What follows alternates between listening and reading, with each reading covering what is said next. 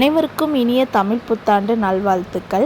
இன்றைக்கி காலையிலேயே வீட்டில் சாமி கும்பிட்றலாம் அப்படின்னு சொல்லிட்டு எல்லாமே ரெடி பண்ணிகிட்டு இருந்தேன். இதுக்கிடையில் என் பையன் வேறு காலையிலேயே முழிச்சிட்டான். அவனை வச்சுட்டே ஒவ்வொன்றும் பண்ணிகிட்டு இருந்தோம்.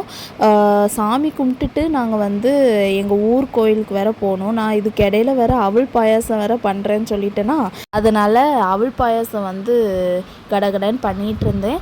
அவல் பாயாசமும் சூப்பராக வந்துருச்சு. நல்லா சாமிக்கு வச்சு திருப்தியாக சாமி கும்பிட்டுட்டு நாங்கள் எங்கள் ஊர் கோயிலுக்கு போகலாம் அப்படின்னு சொல்லிட்டு கிளம்பிகிட்டு இருந்தோம். எங்கள் ஊர் கோயிலில் பார்த்திங்கன்னா இன்றைக்கி சித்திரை 1 அப்படிங்கிறதுனால காலையிலே பூஜை நடக்கும். அதனால் எப்படியாவது போகணும் அப்படிங்கிறதுல நாங்கள் காலையிலே எழுந்திரிச்சி எல்லாம் ரெடி பண்ணி சாமி கும்பிட்டுட்டு நாங்களும் கிளம்பிட்டோம். என் பையனும் சீக்கிரம் எழுந்திரிச்சதுனால அவனையும் ரெடி பண்ணி விட்டாச்சு. இப்போ நாங்கள் கோயிலுக்கு தான் போயிட்டுருக்கோம்.